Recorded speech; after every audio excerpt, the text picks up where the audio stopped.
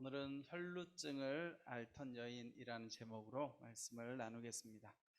어떤 할머니가 아주 고통스러운 표정으로 스스로 목숨을 거두었다고 합니다. 앰뷸런스가 와서 할머니를 병원으로 실어갑니다. 그리고 달려온 경찰들이 할머니가 스스로 목숨을 거둔 원인을 찾기 위해 할머니의 아파트로 올라갔습니다. 할머니 집에 가보았더니 참 집 안에는 여러 가지 값비싸고 좋은 물건들로 가득 차 있었지만 그 집은 왠지 모르게 매우 썰렁했습니다. 경찰관이 보니까 이 정도 살림살이로 볼 때는 경제력 때문에 어려워서 돌아가신 것 같지는 않고, 또 혹시 건강상의 이유나 불치병이 있지 않을까 싶어서 주치의에게 전화를 해서 물어봅니다. 하지만 주치의는 할머니가 나이에 걸맞지 않게 매우 건강한 상태였다고 이야기를 해줍니다. 고민하던 경찰관은 할머니의 책상을 뒤져보았습니다. 그리고 할머니의 작은 수첩 하나를 발견했는데요. 경찰관은 그 수첩의 내용을 보고 바로 이것 때문이었군 하고 혼잣말로 중얼거렸습니다. 그 할머니의 수첩에는 이렇게 기록이 되어져 있었습니다. 오늘도 아무도 나에게 오지 않았음. 365일 동안 아무도 할머니의 집에 방문하지 않았다라는 거예요. 외로움 때문에 할머니는 그렇게 스스로 목숨을 거둔 것이죠. 여러분, 우리의 생명을 앗아가는 것에는 질병도 있을 수 있겠지만 더 큰 불치병은 어쩌면 외로움, 고독, 또 절망, 낙심이지 않을까 생각합니다. 오늘 등장하는 혈루병을 앓아온 여인은 12년 동안이나 이 질병과 싸워야만 했습니다. 혈루병이 정확하게 어떤 질병인지 모르겠지만 어쨌든 부정기적으로 출혈이 자꾸 생기는 거죠. 여성으로서 하혈이 자꾸 생기는 거예요. 그래서 이 여성이 많은 의사들을 만났지만 자신의 질병을 치유할 수가 없었습니다. 육체의 고통도 컸겠지만 무엇보다도 이 여자에게 가장 큰 고통은 아마도 마음의 피폐함. 12년 동안 몸을 고치기 위해서 수많은 의사들을 찾아다니고 질병을 고치려고 노력했지만 해결되지 않는 그 상황 가운데 느꼈던 감정은 아마도 정말 이 몸과 마음이 피폐해지고 또 무기력감 등을 많이 느꼈을 것이라 생각합니다. 여러분들도 그런 감정이 있을 거예요. 그렇죠? 오랜 시간 동안 내 병이 낫기를 하나님 앞에 기도하기도 하고 또 의사 선생님도 찾아가고 이렇게 온갖 노력을 다했지만 차도가 없을 때 우리가 느끼는 감정은 굉장히 절망감 그리고 또 무기력감을 아마 느낄 것입니다. 성경 레위기에 보면 여성들이 생리 외에 출혈이 있을 경우에 이걸 부정하게 여겼다라고 나옵니다. 물론 오늘날의 의학적 관점에서 보면 사실은 전혀 이것이 종교적인 부정과 연관성이 없지만 어쨌든 당시 성경 시대에는 그렇게 해석을 한 것이죠. 그러다 보니까 이 여인은 12년 동안 부정기적인 출혈에 시달려야만 했고 그것 때문에 부정하다라고 여겨져서 여러분 레위기에 보면 이제 부정하게 되면 어떻게 해요? 격리를 하잖아요. 지난주에 우리가 나병 환자 이야기처럼 부정하게 된 사람은 정하게 될 때까지 격리해야 되는 거예요. 그러니까 이 여성은 12년 동안 이런 생리 외의 여러 가지 출혈에 의해서 끊임없이 부정하다 여김을 받고 격리된 상태로 살아가야 했으니 몸을 치료하려고 했던 그 노력과 또 그 좌절감뿐만 아니라 영적인 또 고통에 시달려야만 했습니다. 뿐만 아니라 사람들과 단절되어져서 살아가야 했으니 그것이 얼마나 힘든 일이었겠습니까? 그런데 여러분, 오늘 이 말씀을 보면서 우리의 삶도 한번 되돌아보면 이 혈류병 여인처럼 여러분들도 어쩌면 오랜 시간 동안, 이 여인은 12년이지만 어쩌면 우리에게는 수년부터 수십 년 동안 여러분 우리가 이 세상을 살아가면서 정말 간절하게 바라고 원하는 것이 있는데 그것이 이루어지지 않을 때가 참 많잖아요. 그렇죠? 여러분들 중에 나는 이 세상에 더 이상 바랄 것이 없습니다. 내 모든 소원함은 항상 이루어지고 있습니다. 이런 분 계세요? 없으실 거예요. 그렇죠? 모든 인생은, 모든 인간은 이 땅을 살아가면서 다 힘든 게 있어요. 내가 바라고 소망하는 것, 하나님 앞에 나와서 기도하지만 이루어지지 않는 그 일 때문에 우리가 다 사실은 마음속에 좌절감이 있고 낙심이 되고, 때로는 하나님에 대해서도 정말 하나님께서 계신가 하는 이런 질문을 가지고 살아갈 때가 많습니다. 자, 그런데 이런 여인이 오늘 어떻게 합니까? 담대하게 예수님 뒤로 다가가 옷자락에 손을 댑니다. 자, 담대한 것 같은데 완전 담대하지는 않아요. 진짜 담대하면 어떻게 해야 돼요? 지난주 나병 환자처럼, 예수님, 주님께서 하시고자 하면 저를 고치실 수 있습니다, 하든지 뭐 가서 이야기를 해야 되는데, 이 여자는 좀 소심을 했어요. 그래도 제가 볼 때 이 여자에게 있어서는 정말 최고의 용기를 낸 거예요. 최고의 용기를 내서 어떻게 해요? 뒤에 가서 몰래 예수님을 그냥 만집니다, 옷자락을. 하여튼 이 여성에게는 최대의 용기였지만, 어쨌든 또 한편으로 바라보면 좀 소심한 면도 있는 거죠. 그렇게 다가갔는데 그 결과 어떻게 됩니까?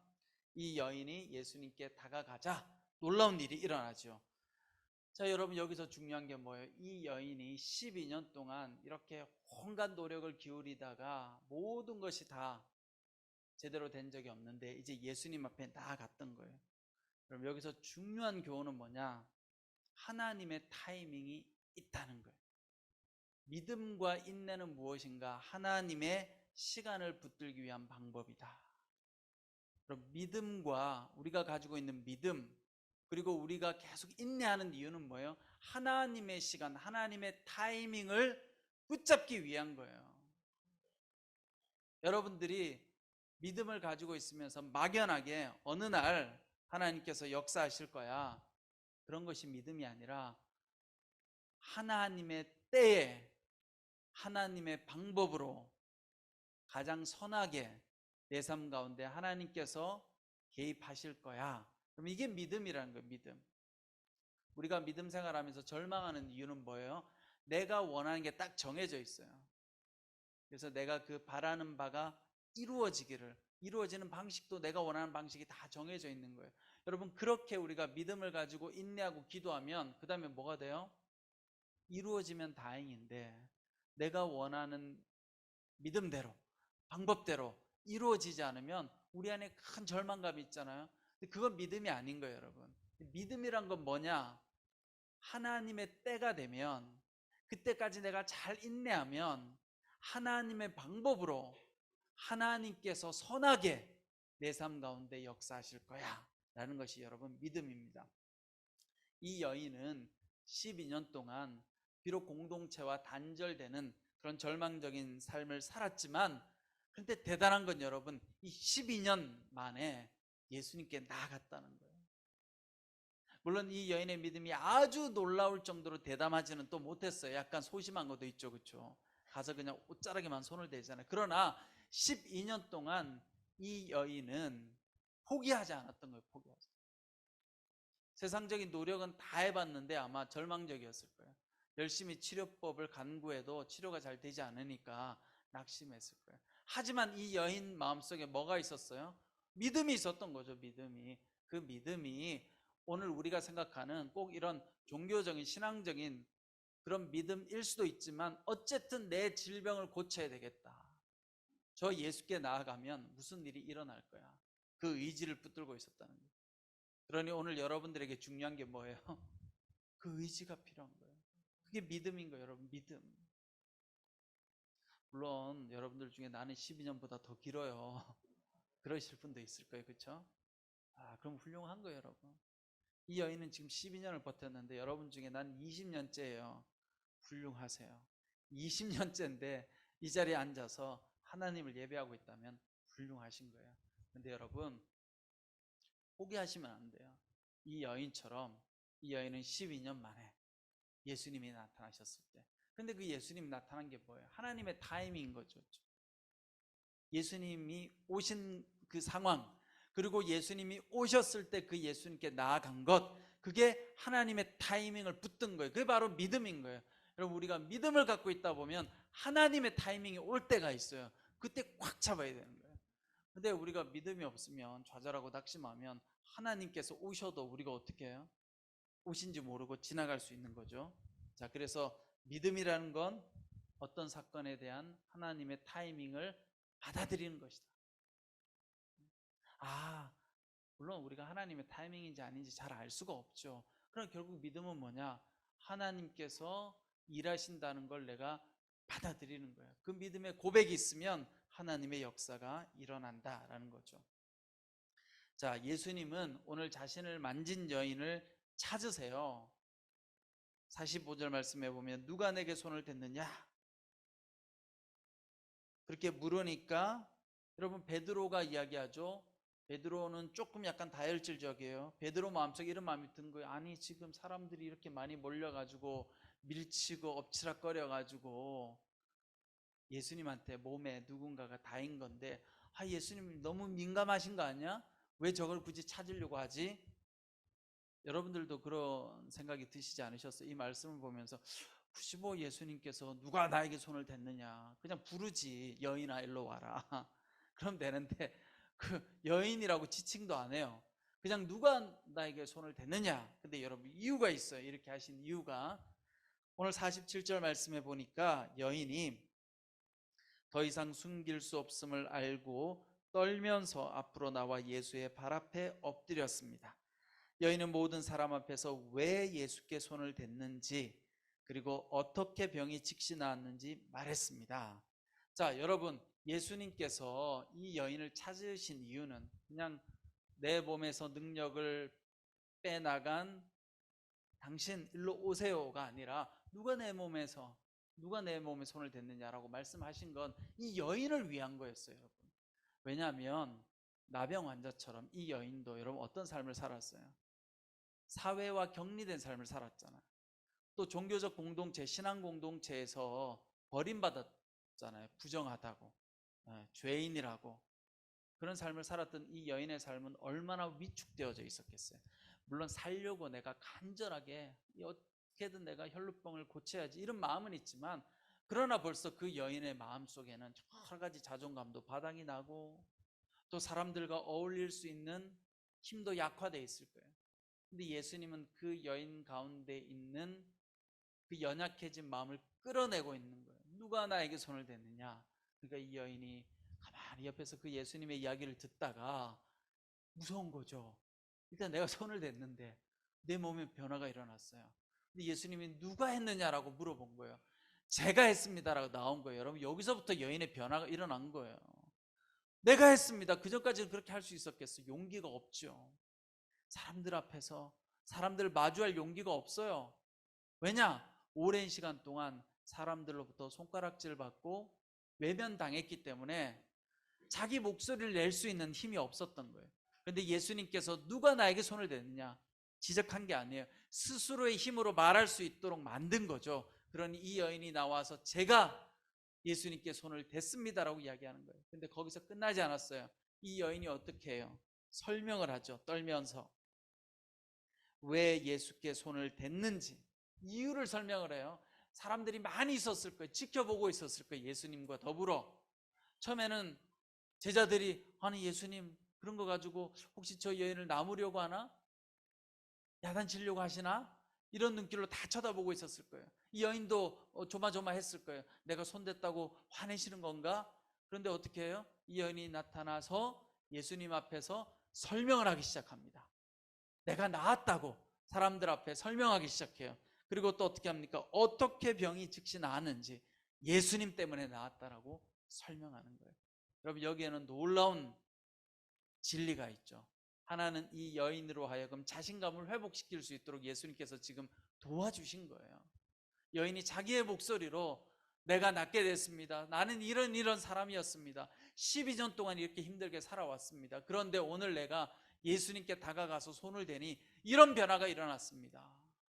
놀라운 일이지 않겠습니까? 언제 이 여인이 한번 사람들 앞에서 자신감 있게 자기 이야기를 할 수 있었겠어요? 나는 이렇게 힘든 삶을 살아왔습니다. 그런데 이야기한 거예요. 그리고 또한 거기에는 뭐가 있어요? 이 여인으로 하여금 예수님께서 선포하시는 하나님 나라 복음을 이 여인이 말하게 한 거예요. 오늘 내가 만난 이 예수님이 나를 구원하셨습니다. 내 연약한 육체를 고쳐주신 분입니다. 이 여인으로 하여금 복음을 전하게 만드는 그런 역할을 한 것입니다. 그래서 이 여인이 나음 받았다라는 걸 모든 사람들 앞에서 선포할 때 거기에 있는 사람들은 다 이 여인의 말을 받아들일 수밖에 없는 거예요. 그러면서 이 여인은 이 공동체 안에 이제 수용되어지는 거죠. 받아들여지는 거죠. 아마도 이런 사건이 없이 그냥 어느 날 이 여인이 갑자기 마을에 나타나서 저는 고침받았어요 이렇게 하면 여러분 사람들이 또 의심을 했겠죠. 그렇죠? 네. 출혈이 있는지 없는지 확인도 하고 검사도 하고. 그런데 예수님의 그 권위 가운데서 이 여인이 담대하게 말을 하게 한 거예요. 그 상황 가운데 많은 사람들은 이 여인의 말을 받아들이고 이 여인을 이제 공동체 안으로 품어줄 수 있게 된 것이죠. 여러분, 이 여인의 믿음은 어떻게 보면 아주 큰 믿음은 아니었어요. 조금 소극적인 믿음이었죠. 그렇죠? 진짜 큰 믿음 같으면 예수를 불러야죠. 그리고 예수님 앞에 가서 말을 해야죠. 고쳐달라고. 근데 거기까지는 못 간 거예요. 살짝 가가지고 몰래 가서 옷을 댔죠. 그러나 이 여인의 연약하고 소극적인 믿음을 통해서도 하나님은 일하신다는 거예요. 여러분, 겨자씨 하나를 만한 믿음만 있으면 어떻게 돼요? 이 산을 들어서 바다에 던지우라면 던질 수 있게 되는 거예요. 여러분들에게 하나님께서 큰 믿음을 요구하는 게 아니에요. 작은 믿음이라도 믿음을 가지고 있으면 하나님께서 여러분들 삶 가운데 일하시고 역사하기 시작합니다. 여러분, 조현병, 또 여러분들이 겪고 있는 다양한 병들 힘들죠. 어떨 때는 치료 방법이 없는 것 같고 해결책이 없는 것 같고 무력하게 느껴질 수도 있지만, 그러나 여러분 하나님 앞에서 절망하지 마세요. 믿음을 가지세요. 하나님 나를 통하여 일하여 주십시오. 역사하여 주십시오. 그러면 반드시 그 믿음을 붙들고 있는 순간 하나님께서 일하실 날이 오실 줄 믿습니다. 여러분, 자, 그런데요, 예수님께서 이 혈루병 걸린 여인을 고쳐주는 요 스토리가 메인 스토리의 중간에 들어간 스토리예요. 이게 뭐냐면, 이제 이 앞뒤로 우리가 안 읽었지만 예수님께서 누군가로부터 딸을 고쳐달라고 하는 연락을 받죠. 야이로라고 하는 회당장, 오늘날로 말하면 뭐 교회 목회자, 목회자, 이 교회를 관장하는 혹은 어떤 공동체를 관장하는 리더 정도 되겠죠, 야이로가. 근데 그 딸이 죽게 된 거예요. 근데 공교롭게도 그 딸이 몇 살이냐? 12살이에요. 참 재밌죠? 이 여인은, 혈류병 걸린 여인은 12년 동안을 알았는데 이 야이로의 딸은 12살. 이 10이라는 숫자가 참 묘하게 뭔가 암시를 주고 있죠.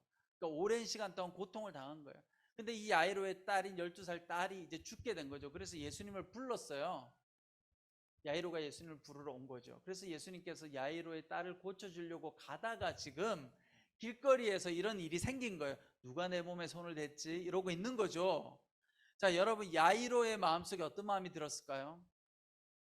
지금 급해 죽겠는데 빨리 가서 우리 딸 고쳐야 되는데 지금 생사를 넘나들고 있는데 예수님이 지금 이러고 있는 거예요. 아마 야이로의 마음속에는 답답한 마음이 있었을 거예요. 그런데 이 여인을 고쳐주자마자 어떤 일이 일어났느냐, 요 다음 말씀을 보면, 우리가 읽진 않았지만 야이로의 종들이 찾아옵니다. 그리고 이야기하죠. 이제는 따님에게 가지 않아도 됩니다. 죽었습니다. 이제 예수님 안 오셔도 돼요. 여러분, 이 순간에 야이로가 느꼈던 감정은 어떤 감정이었을까요? 아마 제 생각에는 뭐 너무 큰 슬픔과 아픔도 있겠지만 어쩌면 예수님에 대한 원망도 있지 않았을까? 예수님이 시간만 끌지 않았으면, 좀 빨리 갔었으면 저 여인이 중간에 이렇게 막지만 않았더라면. 자, 근데 여러분, 여기서 중요한 야이로에게 요청되는 믿음이 하나 있어요. 그건 뭐예요? 기다려야 되는 거예요. 조금만 더 기다리면 돼요. 조금만. 만약 이 순간에 야이로가 이제 끝났습니다, 예수님 가세요, 그랬다면 여러분 어떻게 됐을까요? 그런데요, 요 순간에 지금 필요한 야이로의 믿음은 조금만 더 기다리는 믿음이에요. 그리고 나서 예수님께서 가죠. 가서 이 아이가 죽은 것이 아니라 자고 있다라고 이야기합니다. 그리고 고쳐주세요. 여러분, 우리 믿음은요, 믿음은 뭐가 필요해요? 기다림이에요. 인내가 필요해요. 근데 이 믿음은 하나님의 타이밍을 붙들어야 되는 거예요. 혈류병 걸린 여인은 아주 적극적이지는 아니었지만, 그러나 그 소극적인 믿음, 옷자락에 손만 대도 그 믿음을 가지고 병을 고침받죠. 또 이 야이로는요, 조금 더, 물론 예수님을 부르러 갈 때까지는 큰 그 딸을 보면서 큰 오랜 시간의 인내가 있었겠지만, 어쨌든 요 짧은 시간에 야이로가 변절하지 않아요. 믿음을 포기하지 않아요. 예수님 말씀을 듣고 끝까지 가잖아요. 주인님, 회당장님, 딸이 죽었어요. 이제 안 오셔도 돼요. 그래? 하고 끝난 것이 아니라 그 마지막 순간을 참은 거예요. 그러니까 여러분, 우리에게 참 중요한 건 뭐예요? 믿음은 타이밍하고 연관된 거예요. 근데 그 믿음이 때로는 좀 약해도 괜찮아요. 때로는 조금만 더 기다리면 하나님이 역사하는 시간이 온다라는 거예요. 그런데 우리가 너무나 많은 경우 넘어지잖아요. 잘 가다가 야이로처럼 예수님 손잡고 가다가 이제 끝났습니다 하면 어떻게, 이제 끝이구나 하고 그냥 돌아서잖아요. 혈류병 걸린 여인처럼 12년 동안 다 시도해봤는데 치료가 안 됐어요. 그럼 어떻게 해요? 이젠 방법이 없어 하고 손 놓고 있잖아요. 근데 하나님은 뭘 요구하세요? 우리의 믿음이 하나님의 타이밍과 만나는 그 시간을 우리가 잘 인내로써 견뎌내기를 하나님께서 원하신다는 사실입니다. 자, 오늘 예수님께서 48절 말씀을 통하여 이제 선포하죠. 사람들 앞에서 그 여인이 자기 입으로 이야기했어요. 나는 이렇게 해서 예수님을 찾아왔고 만졌는데 고침 받았습니다. 그런데 권위자이신 예수님께서 많은 사람들 앞에서 선언하죠. 딸아, 내 믿음이 너를 구원했다. 평안히 가라. 모든 사람들에게 이제 이 여인이 이 이스라엘 사회 가운데 받아들여질 수 있도록 예수님께서 선포하십니다. 여러분, 오늘 주님은 늘 우리를 만나고자 하시고 우리를 찾아오십니다. 우리에게 필요한 건 반드시 주님을 만날 수 있다는, 반드시 주님은 우리의 삶 가운데 오신다는 그 믿음을 가지고 그 하나님의 타이밍을, 그 타이밍이 언제가 될지 모르겠지만 여러분, 믿음으로 인내하고 기다리다 보면 하나님께서 여러분들의 삶 가운데, 중요한 건 선하게 역사하실 거예요. 내가 원하는 대로 안 이루어질 수도 있어요. 그러나 내가 바란 것보다 더 넘치도록 하나님은 반드시 여러분들 삶 가운데 선하게 역사하실 줄 믿습니다. 여러분, 그 믿음 가지고 한 주간 또 제주도에서 기쁘고 즐겁게 이렇게 수련회 하시기를 간절히 축원합니다.